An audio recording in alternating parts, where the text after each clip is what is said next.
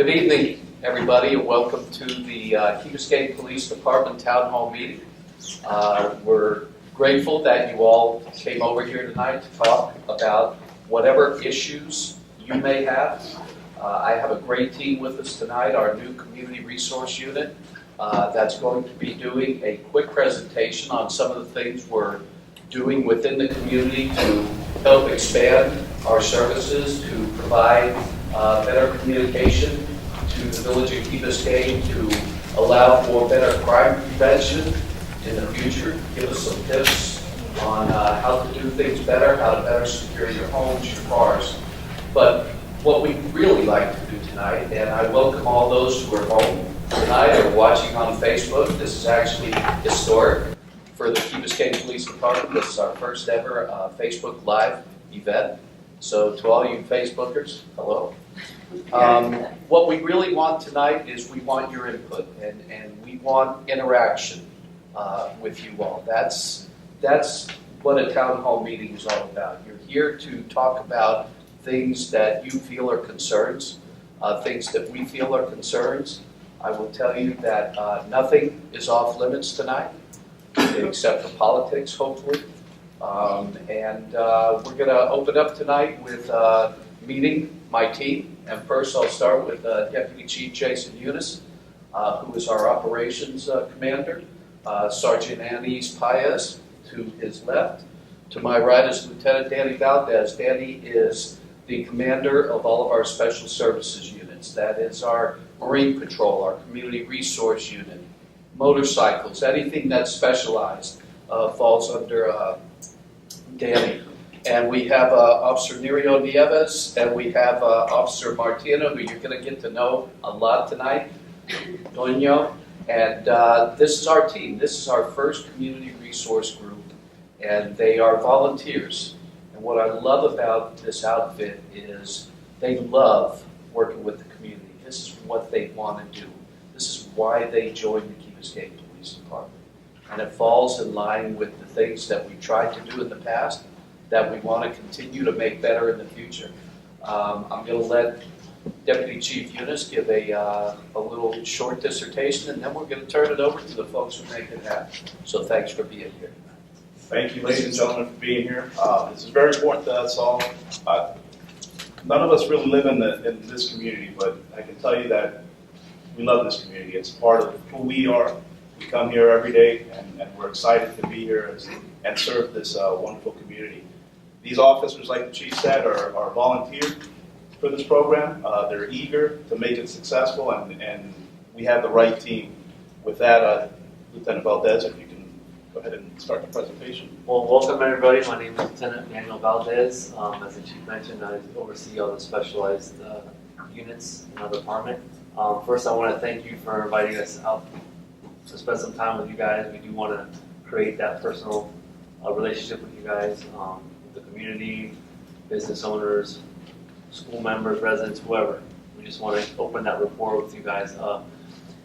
What we've done so far is we're trying to engage and get some information out to you guys. We're trying to show you some programs that we're offering. We put a little team together so you guys have a face to communicate with, one-on-one, and then we can bring whatever concerns or issues that you might have back to the department, and we can kind of brainstorm and go over some ideas and suggestions and push it out to you guys so we can try to get a better understanding of how to look at things different and safeguard ourselves. What I want to do for my part, because I don't want to steal the show from them, is I just want to introduce basically two programs that we're very active in. One of them is a We Care program. You've probably seen a couple signs like this one around the shopping centers, but what it is basically is it gives the Key Biscayne Police Department the authority to be a representative on behalf of the property owner. So if you're having issues with trespassing or juveniles after hours that they don't need to be hanging out in shopping centers, we could be that authoritative spokesperson for the property. And by state statute, we can trespass them, and if they decide to come back and they're not obeying by the rules, we have the authority to proceed further and possibly end up in an arrest if it leads to that direction. So that's something that I want to introduce to the condominium associations because it was brought up. We had a little meeting the other morning, coffee with a cop, same thing, question, Q&A with everyone, questions, concerns, problems, issues. They brought it to our attention that in the condominiums, they're having issues with homeowner guests. So I made a promise to actually my husband that I would bring this out to you guys and let you know that it is a program that we do offer. Also, it's not limited to, we do security surveys for condominiums, for businesses, and also residentials. Meaning, I come up to your property, it's free of charge, you don't ask for anything, it's private, it's for you. It's not it's just suggestions that we give when it comes to lighting, security systems, door locks, shrubbery, vegetation, whatever it may be that, with your property that might be deficient and make you vulnerable. I'll give you some suggestions and recommendations to where you can kind of safeguard yourself and make yourself a little bit safer, a little bit more inconvenient for a perpetrator to come in and call it, steal something or break into the house or possibly cause harm to you. So those are two things I really did want to touch upon, but I'll go ahead and leave it to Martina, and she'll start off with some of the concerns that were brought to our attention that we want to. Go ahead. Sorry, can I say something about what you just said, the week Sure. care? It's great. We used to own a business that had after-hour stuff, and the week care it helped out a lot. They do, you call them, and they're within Biscayne, so they're there within a few minutes, and they can help out with, it was a really good thing. It helped out a lot every once in a while. So Okay, thank you very It's much good for to that. know. We don't usually get that feedback, so it's good to know. No, that thank we're you. making It works. I appreciate It was great. We appreciate it. And folks, I'm going to ask you, if you do have a question, we have a microphone that we would like to pass around. This is going live, and it's live streaming. So in order for the people out there in Facebook land to hear us, they're going to need a microphone. But thank you so much for your comments. That's great. Martina? Hi, welcome. My name is Martina. I want to keep it on first name basis because I feel like, we're family. And, we don't live in the community, but we work for you. So thank you for coming out tonight. It's very important. It's our first meeting. We're launching this program. We've been talking about it a lot. So we're very happy to be here tonight. This is Nirio. Hello. Hi. Just to give you a little bit of background on both of us, I've been with the Biscayne Police Department a little bit over 2 years. I've done a few things. Mainly, I worked a patrol at night, so you probably remember me because you have a juvenile, and I came knocking on your door at 2 a.m. I came over to day shift about a few months ago when we launched this program, and Nirio came with me. So I'm going to pass it on to him, and we'll get started. Okay. I came also to day shift after being here on nights, and I saw a lot during the nights, especially when dealing with the bike thefts. Okay, and one thing I've noticed during the nighttime was a lot of residences leaving their bicycles outside in the front yard. Okay, and that's something that was very uncommon because if I could see it, anybody else can see it. So I was presented with the crime opportunity notices that the chief implemented before I got here, and we would leave these notices in the residence, telling them, listen, this is a potential crime opportunity where your bicycle can be stolen. So we would leave these notices every time we drive around, letting them know that the bikes can be stolen. So that's one main thing that I noticed at working at night, to just basically, if you have your bikes out in the front, put them to the back, to the side where they cannot be seen. Because if we can't see it, other people cannot see it. So that's one main thing that I noticed at night. So when you see those notices, it's for a reason. Okay, and that's one thing that I noticed a lot, and I emphasize to everybody: if you don't want your bike to be stolen, put it to the side, put it where we can't see it, and lock your doors. Very important, because I've had residents tell me, "Oh, officer, but I don't lock my doors," and it's very important to please lock your doors. Okay, just for peace of mind, and not just for peace of mind. They came to my house one night, January 20th. It was the same night that they went to Mashta. My husband wouldn't believe me that they came to our house, so I never really reported it for a while until I started gathering so many stolen things, my Nikon camera, computers, 3 computers, blah, blah, blah. He still to this day is like, I really don't think we were robbed. And that's because he doesn't necessarily always check the doors. I'm always the one. So lock your doors. What was your, what street, what road? I don't need your 100 full Island address. Drive. Okay. Oh, 100 Island Drive. Yeah, we're familiar with her Yes. case, which is actually, we have a, it was a success, our investigation, and we got those guys. But I'm glad you mentioned that. And I want everybody, just really quickly, I want to go over what's in your blue packets. Everybody has them. To touch up on what he was saying. We're going to give a quick presentation, and it's really just what's in here. And these are materials that you can take with you and share with your family and your husband. And these are tips and reminders to lock your doors. We also have some pamphlets regarding pedestrian safety. We're going to go over a couple of the golf cart registrations and some of the laws that you should follow while you're driving your vehicle on the roads of Village of Key Biscayne. And then we have the helmet laws for children under 16 years old. I know that was one of your concerns earlier, so we remembered and we put that in there. As well as the move over laws, because a lot of people don't know, but it's going to help us because this is for public safety. The move over laws, we'll go over that too. Feel free, like Chief Press said and the rest of the panel, anytime you have a question, you want to engage, just quickly raise your hand. We'll come and we'll give you the microphone so that the folks on Facebook Live can hear you.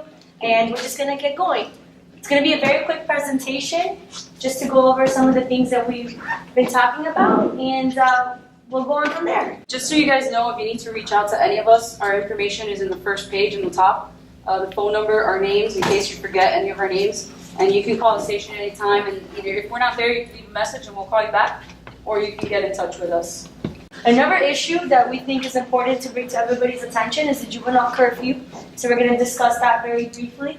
We went over the golf carts, and then we're also going to talk about the importance of victim cooperation. At the end, what happens after an arrest, and what happens when we take your statements, and when we go to the state attorney's office, and the consequences of not following through as a victim. You want to go over Burglars, when they come out here, they look for easy targets. Okay, easy targets meaning if you don't keep your front part of the house with lights on, that's an invitation. Okay, trees, shrubbery in front of your house, covering your front entrances is an easy target for the burglars to try to go in. Because if we can't see your front door, we can't see them, and they can't be seen either. So it's an easy target. So what I emphasize on everyone when I have to go and talk to somebody, I tell them, try to leave your front door, your front porch light on. Even in your backyard, leave a light on if you can. Okay?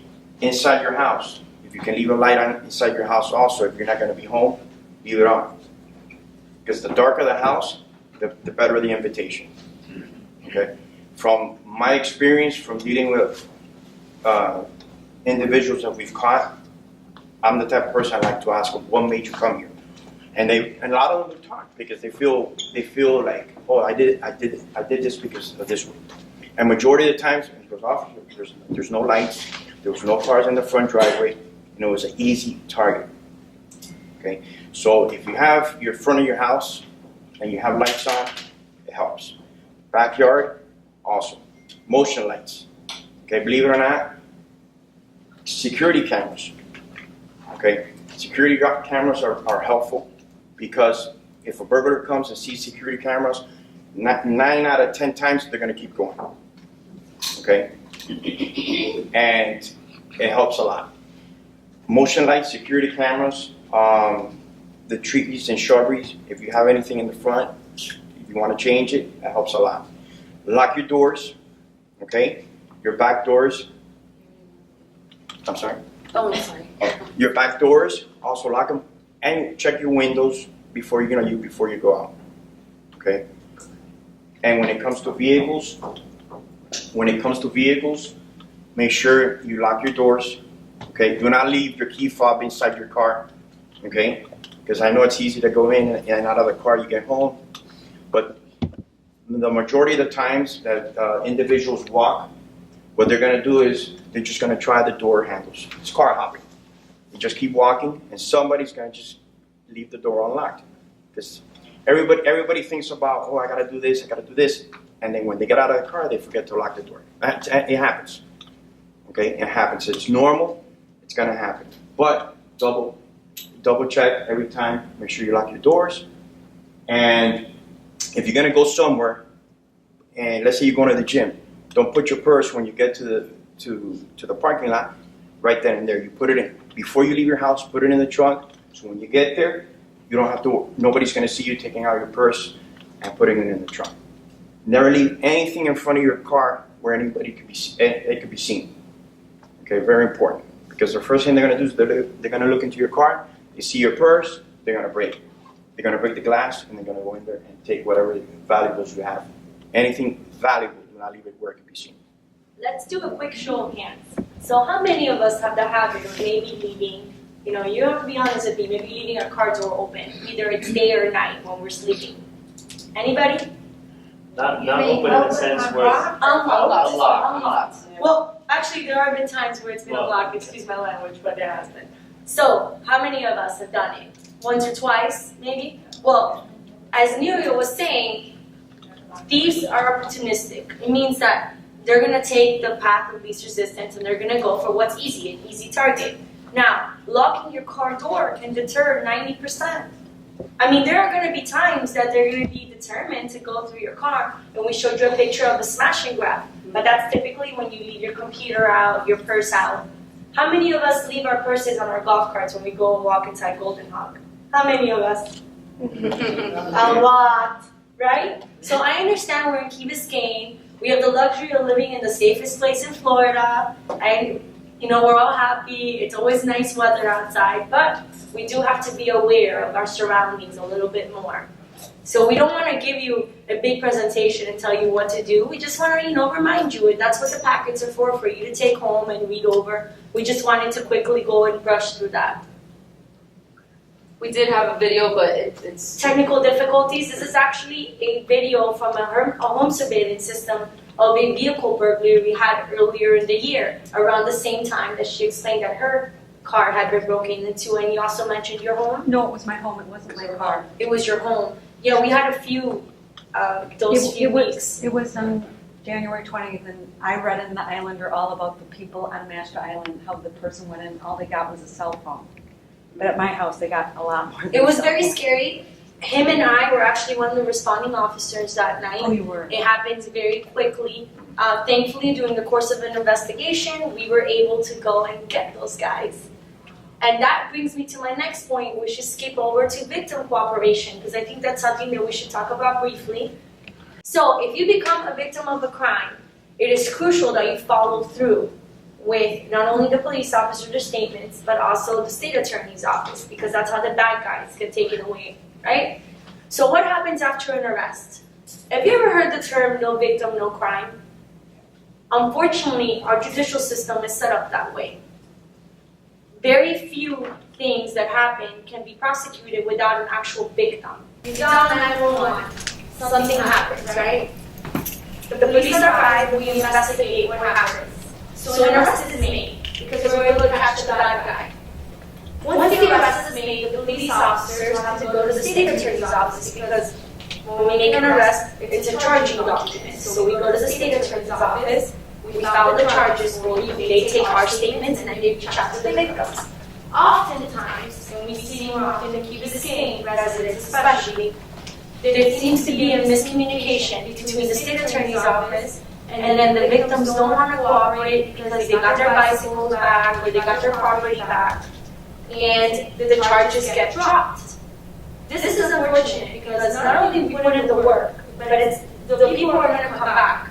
Prime example, a few months ago, we had a rash of vehicle burglaries downstairs at the community center in the parking garage. Has everybody heard of that? Yeah. Okay, so we stake out our other officer, he's not here today, Officer Carvajal. He's in the unmarked unit. We stake out the parking lot. We see the guy, he's committing the burglary, we get him. What happens after we arrest him? The state attorney tells us the victim doesn't want to cooperate. Now I understand, as a civilian. I understand, you're afraid for your families and yourself, and there is a fear of retaliation because you don't know what these people can do. And a lot of times they're very bad people. But we want to be here for you. We understand there's a fear. If you need maybe a little extra patrol, we typically, after an arrest in your home, we do put a watch order out. If we have arrest burglaries, we have the extra patrol. So I want you to know that we're there for you. And then anything you need during the course of these investigations, if you want to come after, you went to the station, you want to come talk to one of us at the station, you can do that. We're here for you. This is a big component of our community resource program, is that to bridge that gap. And we become comfortable with each other. We don't want our to sit here with our uniform. That's why I introduce myself by my first name. I think it's much better, right? So I expect you guys to call me by my first name when you see me. Okay, except that we're traffic. Okay, I digress. So what happens with the case? If the victim does not cooperate, the charges will not get filed and they get dropped, and the consequences is that the bad guy comes out. So when the bad guy got caught, he got arrested, we had him on camera, the victim didn't cooperate, so the next week he was out. And guess what happened the week after? He was at the tennis center with a number of individuals, and they broke into several cars, got into a chase, and we found him here again. Deported. Did the victim cooperate the second time? The second time, the victim wasn't Biscayne, so they did. So, I understand that there's no fear of retaliation, okay? We're here for you. We're going to be with you along the whole process, and it's very important. We help you by catching the bad guy. You help us by following through. I hope he says, like, are the perpetrators really come from the outside, or are they keep saying? No, there's 99% of our theft problems like that do come from the outside. I can tell you that the bad guys talk to each other the same way we do. They go out to dinner together, they drink together, they do bad things together. And when they know that there's opportunities out there, they talk about that. They actually share their criminal experiences. So they pass on the word, and the word among the bad guys out there, especially the gang members, is it's target rich here. Target rich because it's a wealthy community, target rich because we're very lax in our own safety. We don't lock our doors, we don't lock our cars, and it's well known within the criminal community. What keeps us safe here, thank God, is the dedication of these officers that go out there every day and continue following through. And getting back to that one issue that we had on Majd Island, it was Martina who reached out to the Miami-Dade cops, talked to them about what happened, found out that they had stopped the bad guy that night before he actually came here. We got them to pull a video from their body cams, and we were able to identify the perpetrator from there. So she didn't only respond that night, but she was determined to follow up and do the things she needed to do. So the answer to your question is yes, and the answer to what Martina is saying, it's extremely important that you help us continue the cycle of the legal system and follow through all the way through. Yes, ma'am. Decades ago, one of my uncles was a police officer. One of his jobs for a while was taking people from jail to court for the trials.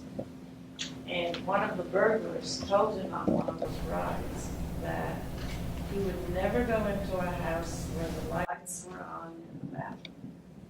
Because once the house was dark, he thought it was empty and somebody was coming out of the shower. So ever since then, particularly when we were living in the house, I mean, now I live in the park, okay. But, I mean, we were snowbirds, okay? So the lights stayed on in the bathroom. I had radios on in every single, several rooms upstairs. I had lights on timers in other bedrooms, but the bathroom lights always stayed on. So the So point I is, don't know if it's leave the still bathroom works. lights on. I don't know,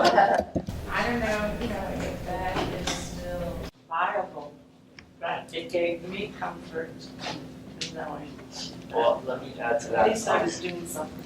I will say that, you know, I do updates every year, and I go to the conferences every year for crime prevention, and what we do is we implement strategies from, they're called Dept concepts, which is basically crime prevention through environmental design.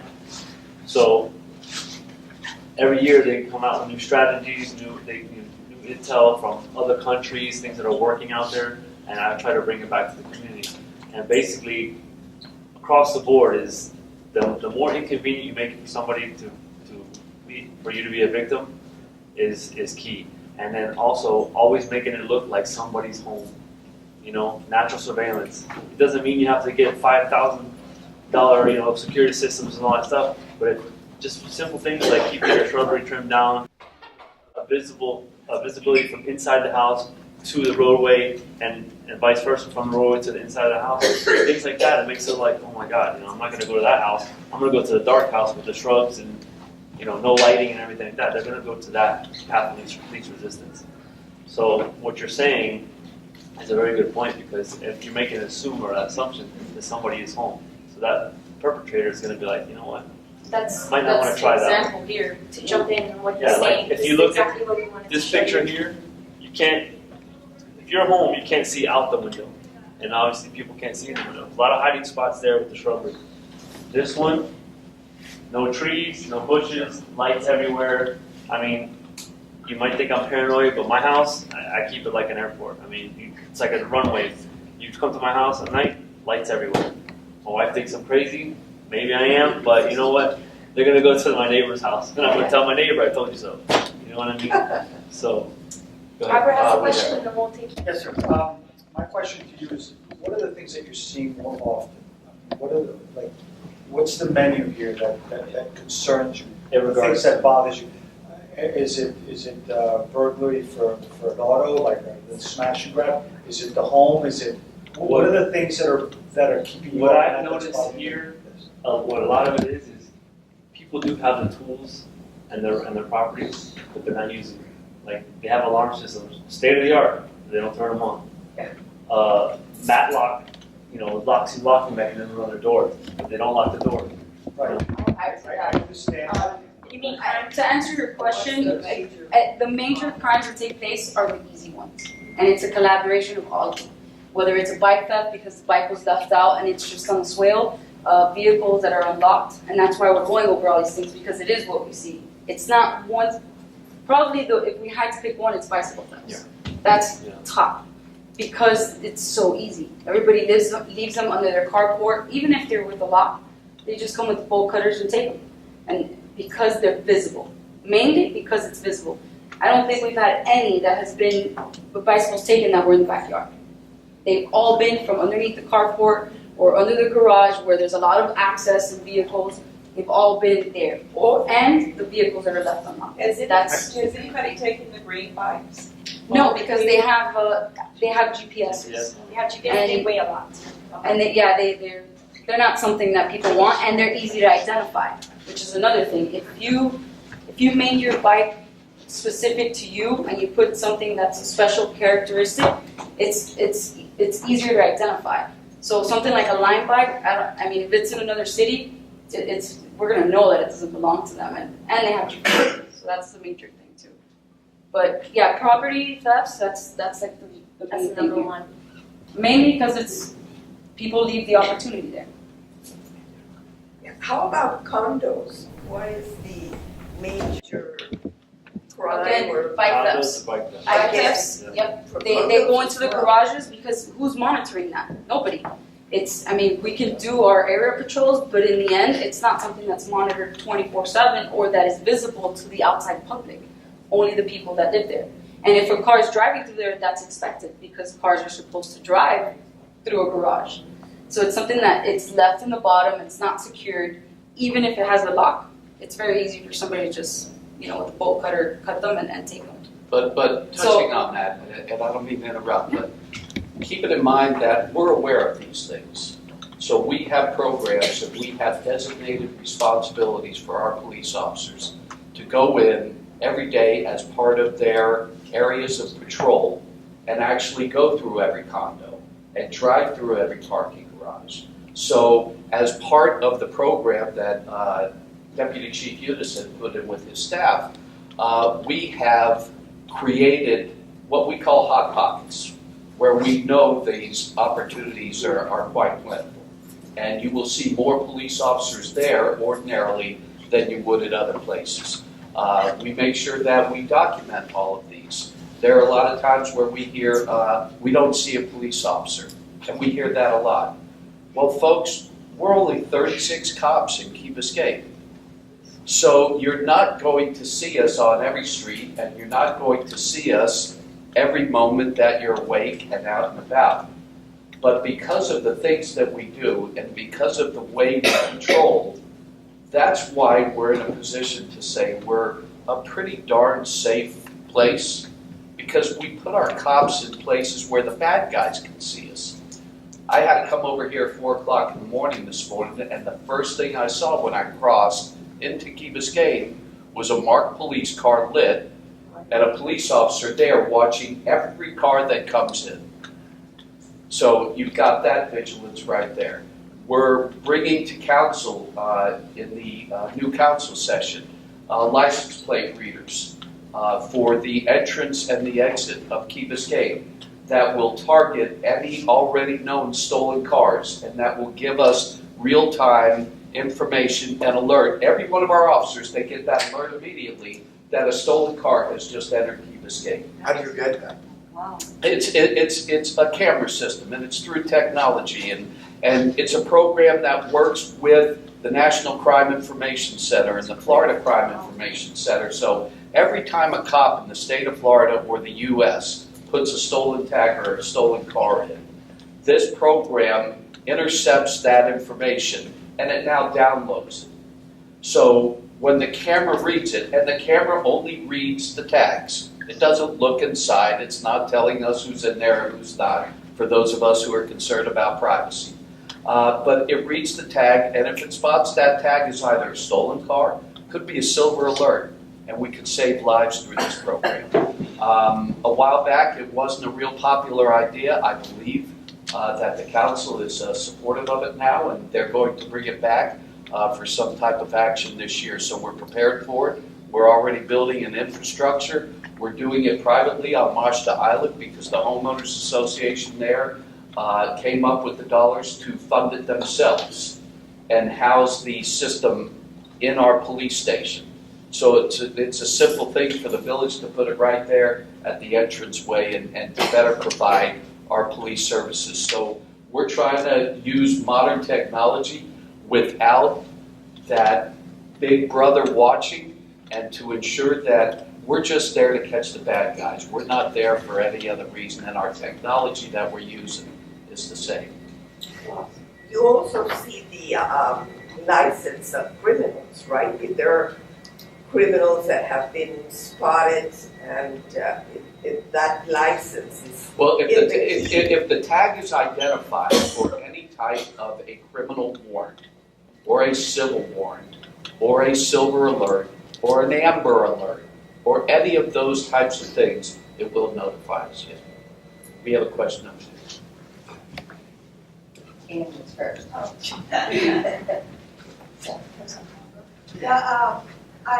My house was robbed twice before we incorporated. And both times it was in the middle of the day. So I guess my question is, do you see more burglaries during the day or not? Well, number one, the fortunate thing is we average about 0.8 home burglaries a month. We only have maybe 8 or 9. The number is staggeringly low. It just doesn't occur here. And it doesn't necessarily have a pattern. You know, crime analysis is a very interesting dynamic. You've got to have the crime to analyze it. So because there is no true pattern, Ann, I can't tell you whether it's a daytime crime or a nighttime crime. But when they talk about the things that you can do to secure your home days and nights, don't forget, you don't have a wall around Key Biscayne. You have 40, 50, 60 construction sites going on at any one time here in Key Biscayne. We have 1 million people drive through Key Biscayne just to go to the state park every year. So we may police for 13,000 residents, but we're really policing for an excess of 1 million plus people who come into your village every year. And so there are strangers out there. There are people on a construction site for 3 years. They know more about your comings and goings than you do. They know your kids, they know your bikes, they know your cars, they know your hours. It's frightening. And you don't know who they are, but they're there for 3 years as your next door neighbor while they're building those houses. And I'm not saying they're bad guys, but there are people that they bring in as day laborers and things like that that we don't know about. And some of the perpetrators that we have caught have been directly connected to those types of scenarios. I have something to add to that. When we were building our house, I had some expensive tile that was at the site, and it was mysteriously gone, very expensive tile. And, you know, I believe it was someone there working. So that happens too. I mean, they're not. That's a small percentage of our crime, the crimes that occur within. A lot of your burglaries, by the way, your home burglaries, there's no sign of forced entry, folks. Right. And the thefts occur in places in the homes where outsiders rarely know where that property might be found. So sometimes the domestics and sometimes the people you bring into your homes to do work in your homes, they're eyeballing what you have there. So you have to be very, very careful about who you employ, how you do it. And if you have any questions or any concerns, call us, call our staff. We're here for you. Yes, Ms. Brody. I'm interested in the silver alert. Maybe there's some young people like Monica over there that don't know what the silver alert is. I know, I got it. It doesn't happen to me, but I got it. Tell us a little bit about that system. Well, the Silver Alert system is something that was started in our state about a year or two ago, maybe a little longer. And it was brought to the attention of state lawmakers that we have a very serious issue with our senior citizens dealing with some of the dementia problems, the Alzheimer's problems, and we were losing our citizens and nobody knew it. And they would wander off and nobody knew it. And so the legislator finally enacted this new Silver Alert program. It's not new any longer, but there are certain guidelines that have to be followed in order for law enforcement to enter into that system. And those guidelines are provided by the family members of whoever is reporting the missing person. And it's got to be something involving a legitimate illness, a past history. Unfortunately, it involves HIPAA laws, so they're very stingy about when you see those Silver Alert signs out there.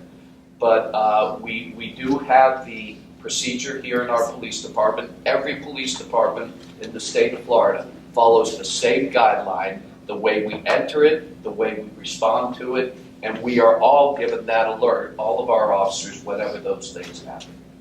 And it's been quite effective, I have to tell you. And more importantly, too, if I could add, Chief, you have to have a car.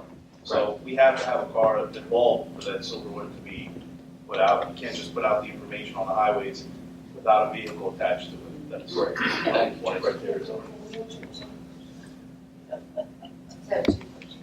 So one is, I just acquired a golf cart, and I heard that it's a universal key. So is it advisable to get a custom key? Because it's I can speak. I mean, I know we had someone come register a golf cart the other day, and they actually said they were getting theirs done to be a customizable key.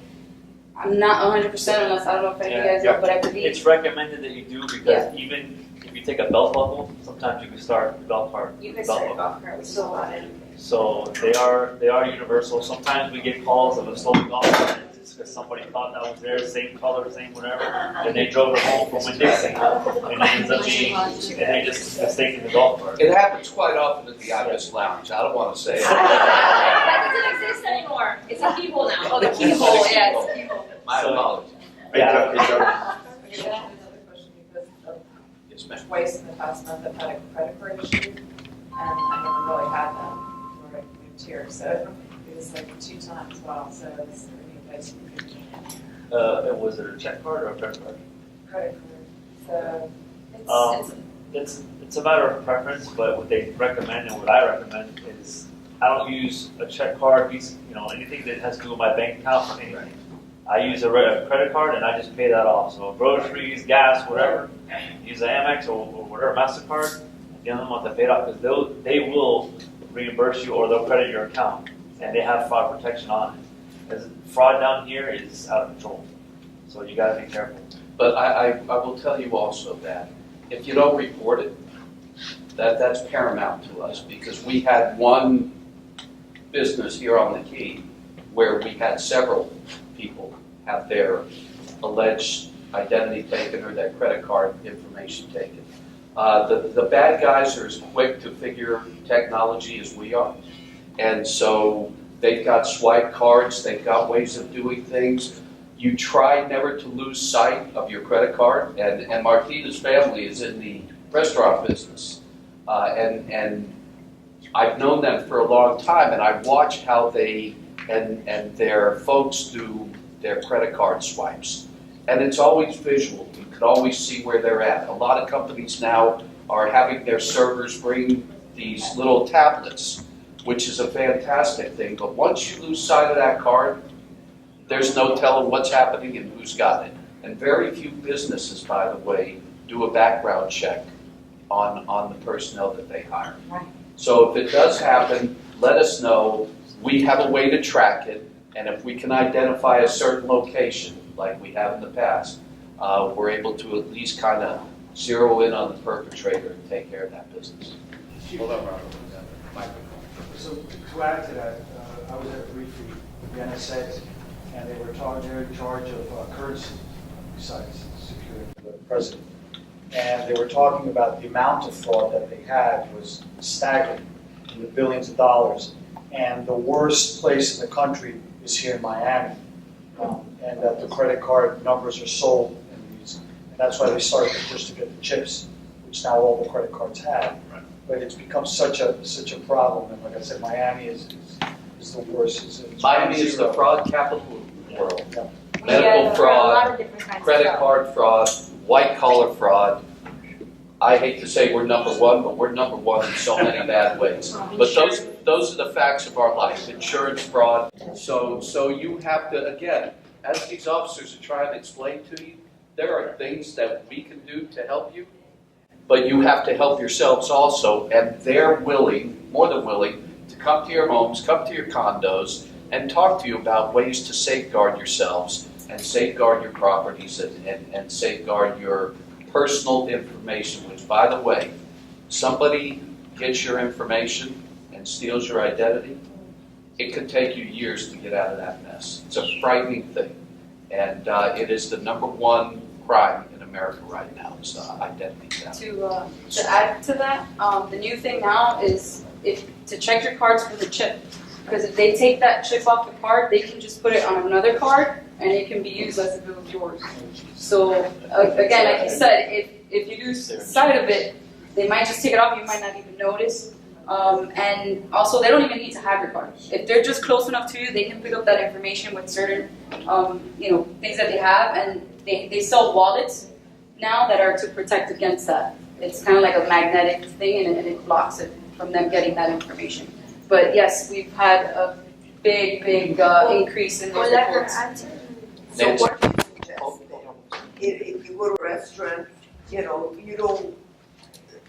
use your card, or you don't, how do you know? Like he said, it's best if you use a regular credit card instead of your bank card, because you have a little more protection with them, or cash, or But it's something that it's very hard to prevent. I mean, I think we've all, as officers, have been a victim of this. Yeah, we've all been victims of Apparently, that. I've been to Puerto Rico like 6 times. I've never been. Yeah. So Mine I've twice, been so victim it's as well. something that's everybody. Absolutely. It's very hard to detect and track and follow up with, unless it's something that's, like the chief said, if we have a certain amount of reports and there's something that's in common, whether it's a restaurant or a certain location, then we can try to track it that way, but it's very hard to keep up with all the fraud reports. I will say that a lot of reports do come from gas stations, so if you frequent a gas station regularly and you start becoming a victim of fraud, chances are it could be that somebody put a skimmer on the pump. It's easier to go in, get out of your car, go into the attendant and give them your card rather than the convenience of the outside, because that's where they put the skimmers in, and that's where they collect your information. Nancy? I would suggest to people that in casual conversations, you ask people if they know what silver alert means.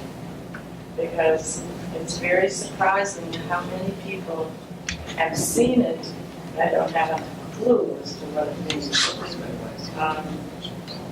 They know what amber alert means. But I've asked people of all ages who are drivers of cars about silver alert, and I would say 75% of the people that I've asked don't have clues. But if you explain to them, they immediately. I'll tell you what, you'll see that on our website really soon, and we'll explain all about the silver. The hot topic, golf carts, which seems to be the very hot word that we all are always hearing from the community. So we just wanted to go over very quickly the guidelines. So if you have family members, if you have kids that are driving age or not driving age, you can just reiterate this information to them and we'll let you. Pretty much, in your folders, we provided you with the golf cart rules and regulations, what you need to register them, which basically they need to be registered every year. The main reason for that is because if they do get stolen with any key that she was talking about, when they are found, we can locate the owner with the registration because they'll be registered. We'll have all the owner information, so it's an easier way for us to get it back to them and identify if it's stolen or not. If we end up stopping someone, that's how we know if the golf cart belongs to them or not. When you go register it, it's $15, and you need your driver's license, a valid Florida driver's license, the bill of sale, and insurance, car insurance. You must be 16 years or older with a valid driver's license to drive the golf cart. All the rules that apply to a vehicle apply to a golf cart. I had someone come in explaining that the Florida law says you need to be 14 and that you do not need a driver's license. That's only for private property, whether it's like in the Keys that there's certain private residence, communities that you can use a golf cart or on a golf course. That's what that applies to. But the Key Biscayne ordinance that we adopted basically reads that you have to go by all the Florida driving laws and rules.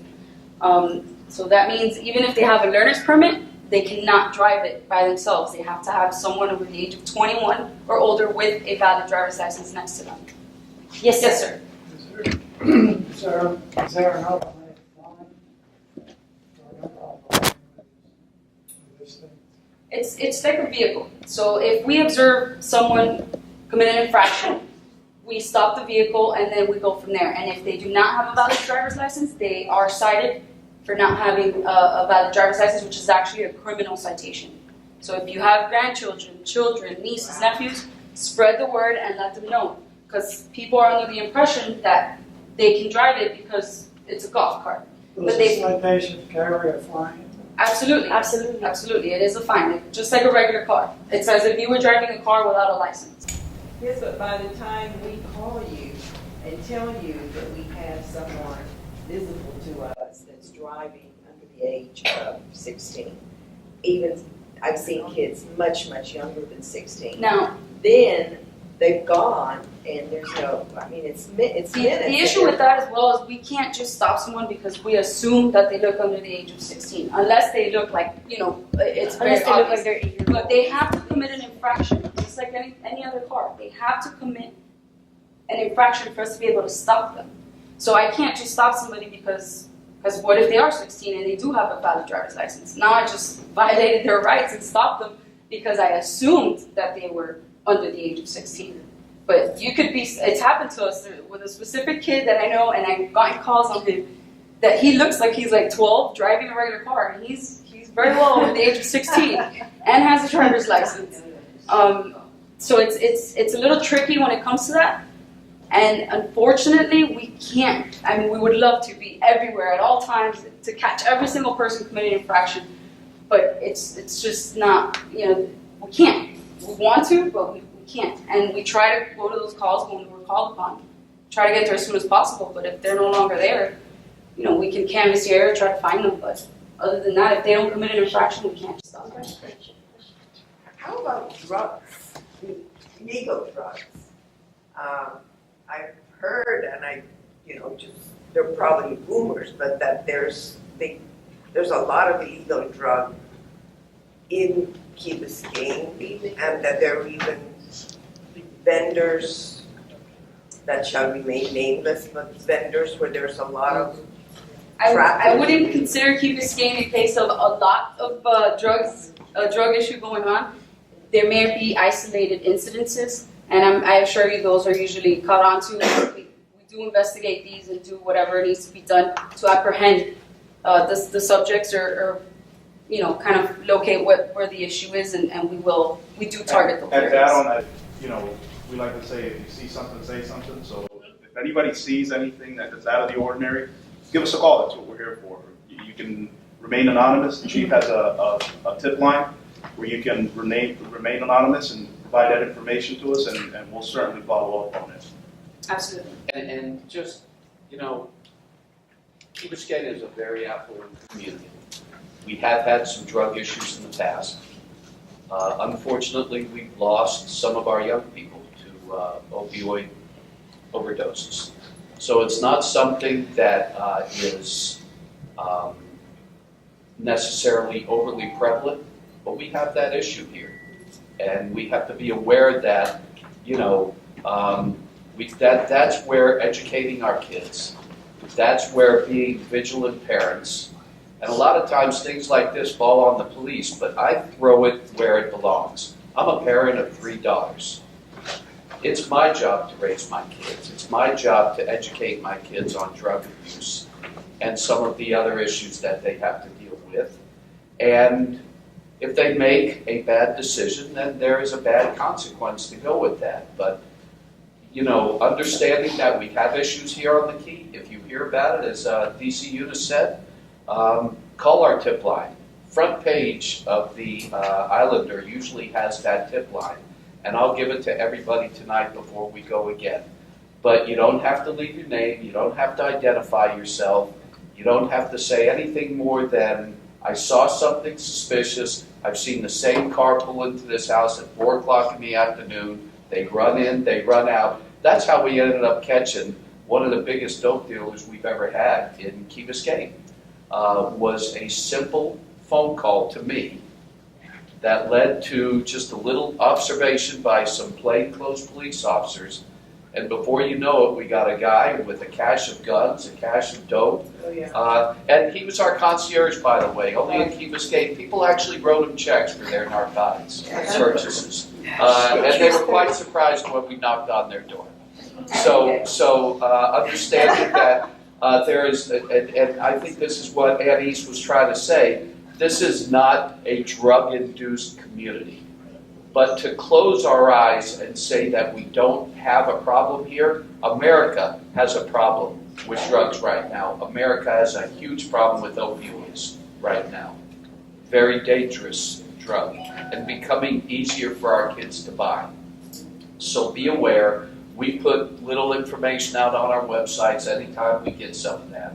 I'm on the opioid task force in Miami-Dade County, and we're about to come out with a set of guidelines that we're going to be following as a not only law enforcement group, but medical and psychologists and a whole team of people throughout South Florida that are trying to provide a better lifeline for the folks that are getting hooked on these drugs. And if I could add to that, just when you guys call, just because you don't see us, getting there and going straight into a house and doing something about it, doesn't mean that we're not doing something about it. There's certain laws and certain procedures that we have to follow in order to proceed with the investigation and actually make an arrest. We can't just barge into people's houses because somebody assumes that something's going on. But those tips is what leads us to start the process. And we may be in plain clothes so that we're not visible to anybody so that we can actually catch the bad guy. So I don't want you guys thinking that you called and, we didn't do anything about it.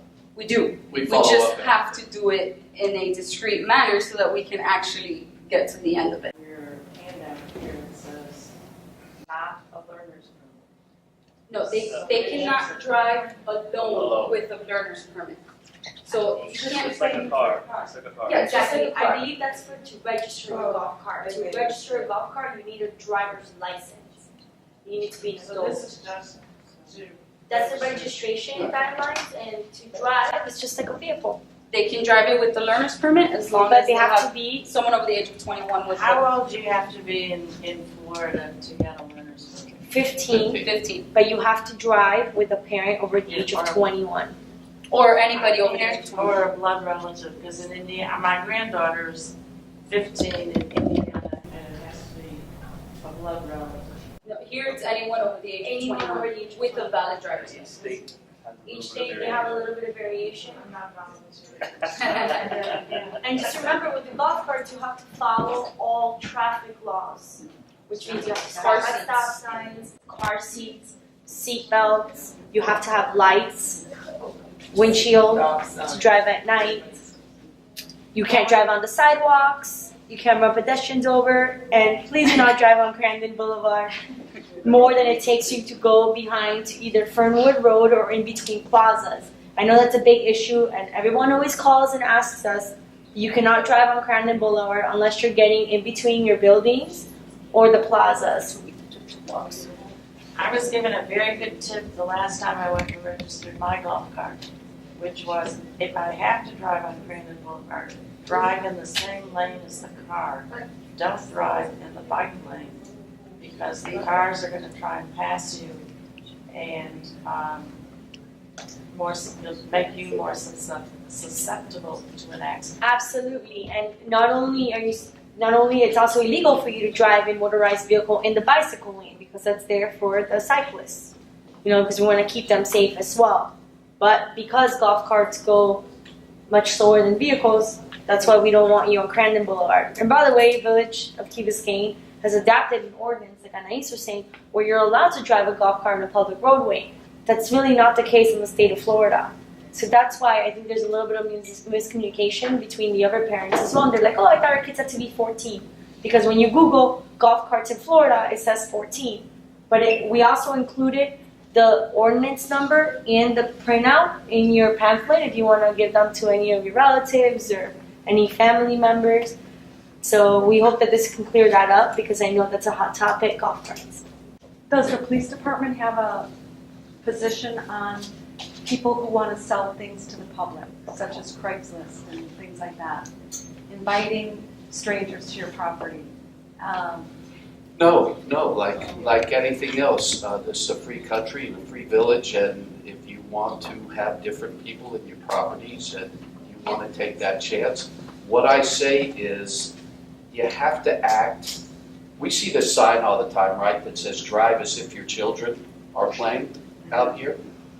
Well, you have to safeguard yourselves more importantly than anything.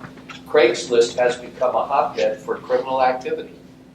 I will tell you this, we are in the process of possibly making our lobby of our police station a safe space. It's a new concept that's come out where people who want to conduct a transaction safely don't have to do it in public. They could actually go to a designated place. In our case, it would be the lobby of our police station. And you would have that transaction there if you thought that maybe it might be a little bit funky for you. Right. It's not good ever to really invite strangers to your property. Like having a garage sale sometimes can, to make a couple $100 when you're inviting strangers to see everything in your property. You're right. It's really not worth it. And sometimes the same thing with like a Craigslist. If you have a bed to sell, maybe it's better to donate it than it is to bring these people onto the key. Well, it's again, that's a personal choice, and we cannot take a stand. I wouldn't want to take a stand. Okay. But I will offer our lobby of our police station to anybody who wishes to feel Well, that's safe. good to know. Now, We're not gonna be, you know, like the World Shopping Center, so we can't, you know, set up We can't bring the an area lacrosse all the net over time. there. No garage sales in our No lobby. garage sale. But we are out there looking out for your safety, and we'll do that. And by the way, our officers go by Right. garage sales, and they make themselves present when there are garage sales. So, yes, ma'am. I just wanted to make a comment that most likely the people who would be the biggest perpetrators as far as going back to the golf cart question, they are definitely not here right now. So I have to say that I feel very uncomfortable at times. I live in Fernwood, and that is the key place It is. for the nannies to drive let the 6-year-old drive the car while they're sitting next to them. Or, you know, the kids that I often see that are clearly 10 years old driving with a bunch of, you know, their siblings or the friends, play dates, and the parent is there sometimes next to them. And I have a 15-year-old who's dying to drive the golf cart all by himself. And I have to daily remind him that no, he can't. And his argument is that, Mom, Everyone all the kids are driving. And I have seen it. I see it daily. Again, it's like I said, we're a small department. I understand. We can't be everywhere all the time, and I didn't purposely bring statistics tonight because I didn't want to bore people Right. with stats. But I can assure you through our traffic initiatives and our traffic unit, we have written a tremendous amount of golf cart tickets. The really amazing thing about Key Biscayne is people don't seem to mind getting tickets.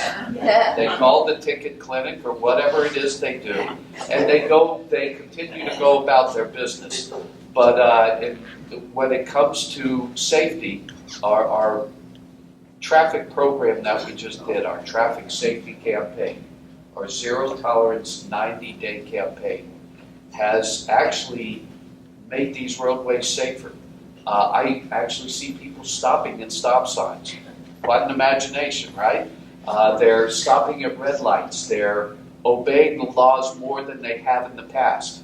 And that's all due to the vigilance of the officers and folks like you all who don't mind speaking out and saying something to somebody who's driving dangerously or doing something dangerous.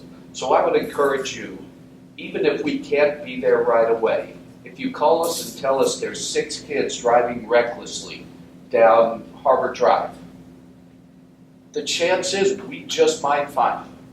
So make that phone call. That's what we're here for. We love to respond to you. And there are people who violate the law. We also need to understand that if we catch your kids without a license, underage, driving that golf cart, that the parents are also susceptible to a violation. Right. And I please don't misunderstand me. I'm not, you know, undermining your work by any means. Oh, no, I'm I not don't saying, take it that way. Okay, I hope not. I mean, I think love hearing these things because the more you speak up, the better we react. Right. You know what I mean? I just think that education is the key to everything. And perhaps these people are unaware or they're unwilling to hear this, and maybe just a mass, you know, communication maybe through the school. The schools are excellent places to divulge this type of information. You know, it may help. That's the reason for the program we're starting, and that's the reason why we're here, to put this information out, to educate, because a lot of people actually don't know the rules. Right. We do use the schools. We have Officer Marty Santiago. He's our DARE officer. I work closely with him, and we were actually just talking about it today, to get with the PTA and start putting these things out there, and maybe at open house get us involved so that parents are aware. But this is the whole purpose for this program and why we're doing this, to educate and make people aware of what's going on and how we can fix a problem together, not just us always enforcement, which again, that does help, and it does help the problem. And we have been enforcing golf carts. As a matter of fact, this past week I had 2 complaints of parents because their kids got citations, and they're like, oh, it's offending, obviously, but it's being done. We don't want to, but it's something that has to be done because it is getting bad out there, and we see it, and we're trying to do as much as we can about it. We've got some questions right here. Thank you.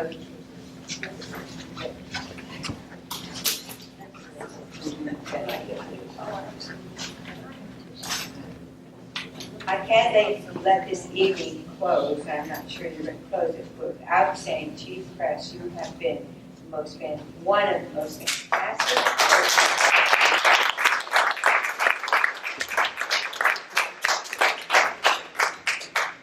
because of all the work you do with Liberty City, all the work you do here. You just, when you hire good people, you're just fantastic, and Ann wants to say the same thing. I do it in other ways. Tell them not to retire. I do it in other ways as Chief Press does. But what I wanted to ask is years ago, a million years ago, my kids, when we belonged to Ocean Reef, actually had to go out and get in a golf cart and do a regular test, just like you do in a car. They had to take a vehicle driver's license test. They failed, they didn't get the golf cart license, and then they couldn't drive at all. But if they got the license, then they were able to drive, but they did get tickets. But my comment with this was, at least it taught them the rules of the road. They were aware of what was going on. And would something like this be... Well, and we cannot supersede state law and provide a license specifically for golf carts. But what I will tell you, you just gave us a great idea. And, we've done bicycle rodeos in the past. Right. And maybe we could do a golf cart rodeo and something like that. But see, that's what these folks love. And they love hearing ideas. We'll look at that. But, Sally, thank you for what you said about me. But I need to tell you something. I'm not the one that's out there doing all of that. I would not be where I'm at, and we would not be successful without every one of these men and women in blue. They go out there selflessly every day, 365 days a year. They leave their families on holidays. They're out there at nighttime, leaving their families alone while they control here. They're the ones that deserve the accolades, and I appreciate it, but I doesn't belong in team, and this is a really great team. I'm very proud of it. I want the last word. You are a wonderful leader. That's not the last word. The last word is you have a lot more hats. That's really tradition. Well, those are things that I would suggest you bring to Village Council. They're a very responsive government, and they understand when the needs of the community are prevalent enough for them to take those types of actions. So the forum is always there at a Village Council meeting. Love to see you there. I'm there at every one of them. And whatever issues you have or whatever needs you all may have, please bring them before your council meetings. That's what they're there for. Can you let us know what's happening with the iguanas? With what? The iguanas, yeah. I'll talk about iguanas. It's amazing. 43 years and I'm now the iguana guy. But here's what we're doing. We contacted an initial company to take a pilot program of 8 homes and see if there was something that we could do as a village to help you all to eliminate this problem. We need to understand a few things about iguanas. They are an invasive species, number one. The Fish and Wildlife Commission of the state of Florida would love to see every one of them taken away from the state of Florida. They do not support and they do not allow us as a government or the companies that do iguana removal to repatriate the iguana to another area.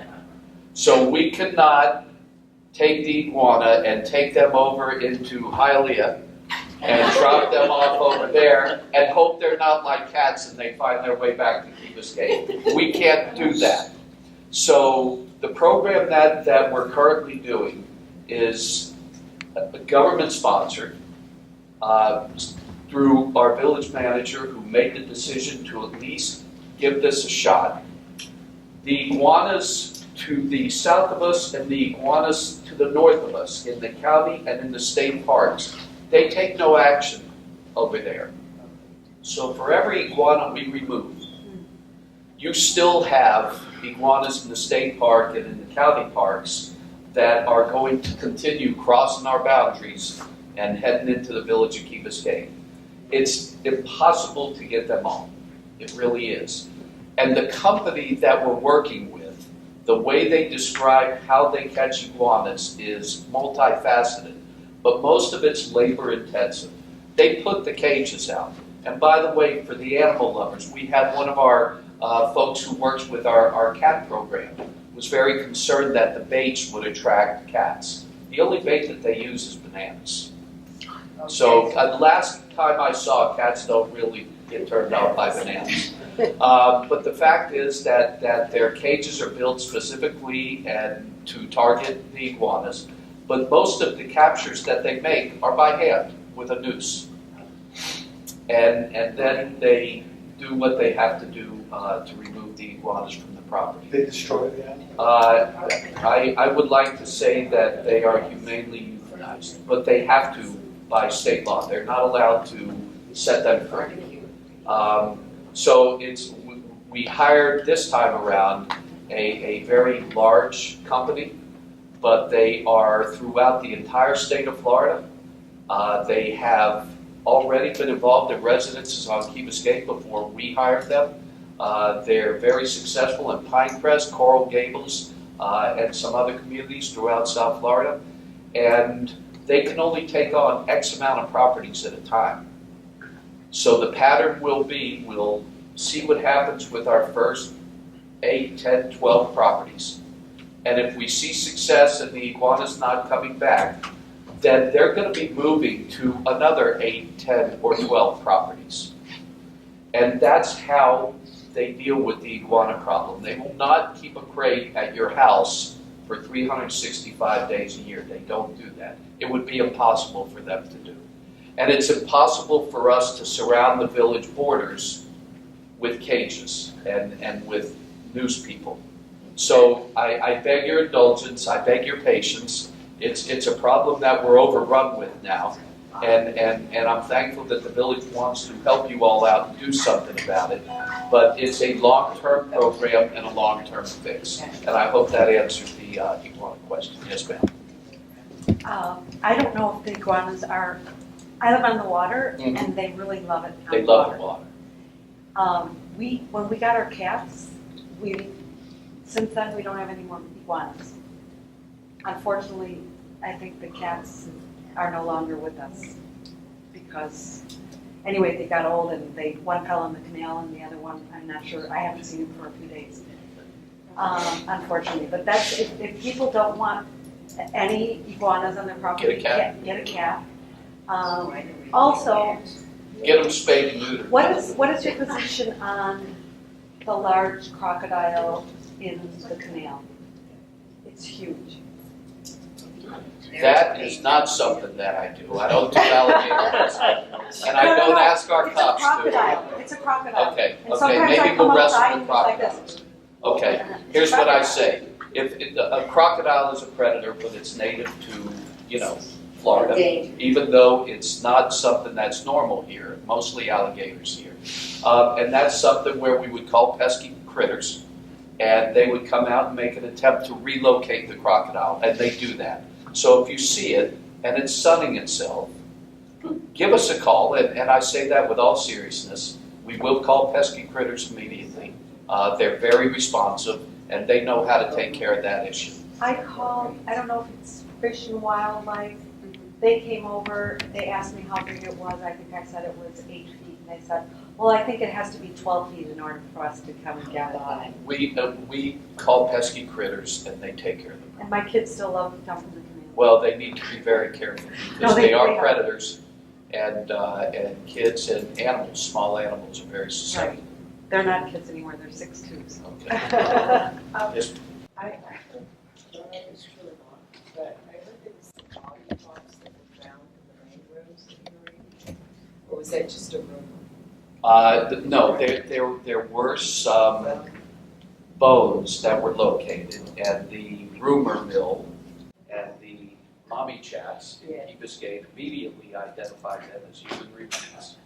However, they were turned over to the medical examiner who identified them as animal parts. So, thank God. That was good. Anybody else? Yes, ma'am. I'd like to ask, why can't we change the lights instead of the yellow lights when you're having people stop for the traffic so that people can walk across the street?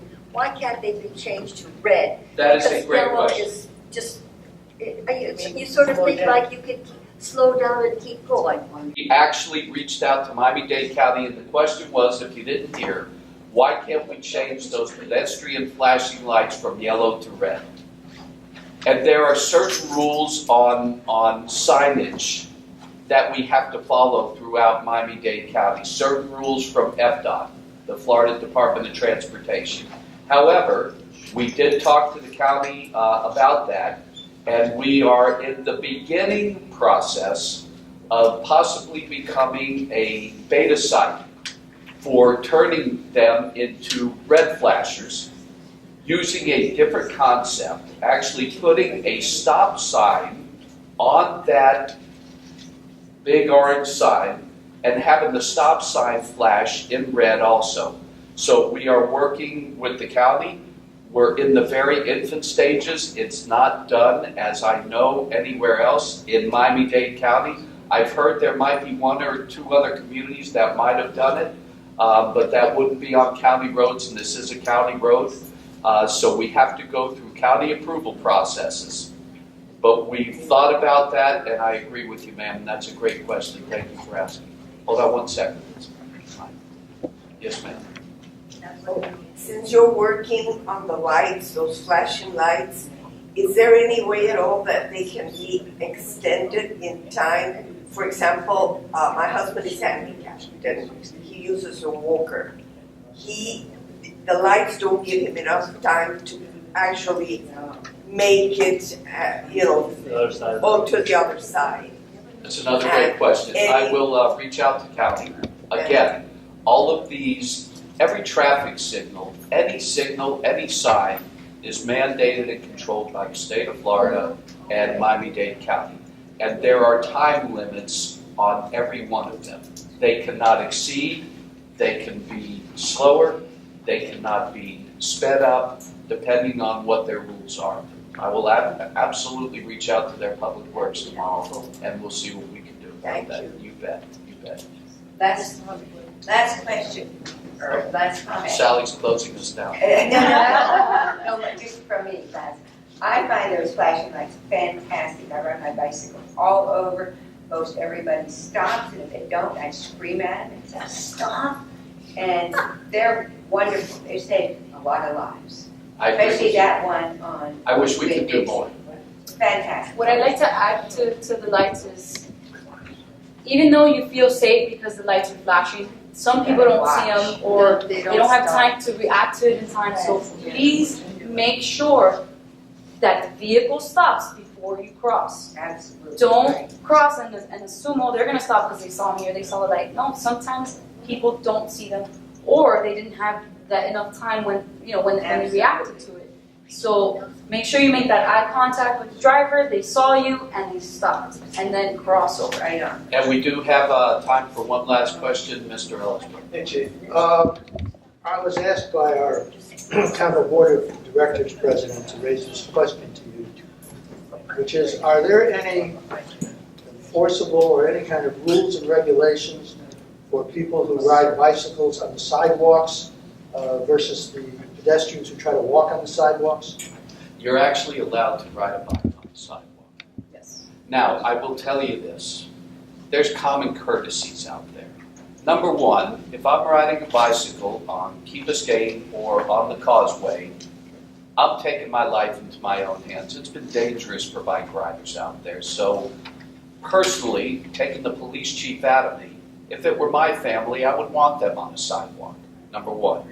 But they also have to understand, like everything else, it's common courtesy, it's rules of the road, it's letting people know who are walking that you're coming by them, it's communicating with each other. These are some of the things that unfortunately are lacking here in the village. And elsewhere, South Florida has become a very antagonistic place to be, either in a vehicle or a bicycle. And I think they call it a share-o. It's just sharing the road and it's being decent to each other. I would like to add something to that. My husband here likes to often say that he and I are from the last century, which takes more credibility each day. But in our day, when we were children and we got bicycles, our bicycles had to become equipped with a bell. We often rode our bikes on the sidewalk, and we were instructed when we came upon pedestrians, we had to ring the bell, and we had to say, bicycle coming on the left. And I would like to see that program, that idea, taken to the schools, and hopefully the children will then teach their parents. And ask someone from the last century, Don doesn't know this, but we will donate $500 for bells that we will personally give to children in the school. Before they get the bell, they have to, or maybe they need to go to the police station to get the bell, but before they get the bell, they have to say 3 times, bicycle coming on the left. And the reason why it has to be said 3 times is I went to a lecture once where the instructor told us that unless people hear something 3 times, it doesn't register. The first time it goes across the brain. The second time, the brain says, oh yes, I heard that before. And it's not till they hear it the 3rd time that it really registers as to what it's supposed to say. That must be why my kids don't listen to me. I remember to do that 3 times. Thank you, Nancy. Unless there's one more question, folks, I can tell you we're very thankful for everybody who showed up tonight and for those who watched on our very first Facebook Live presentation. We're going to be doing more of these. The officers are willing to stay after the meeting to answer any questions that you all may have. And I'm grateful to you. And by the way, one last plug for school. Starting Monday, school's back. Be safe. Watch out for the kids. Cars are a lot bigger than kids are. Kids do not react the way you may expect them as adults to react. So it's incumbent upon us to make sure our kids stay safe and our neighbors' kids stay safe. So thank you all for coming. God bless everyone.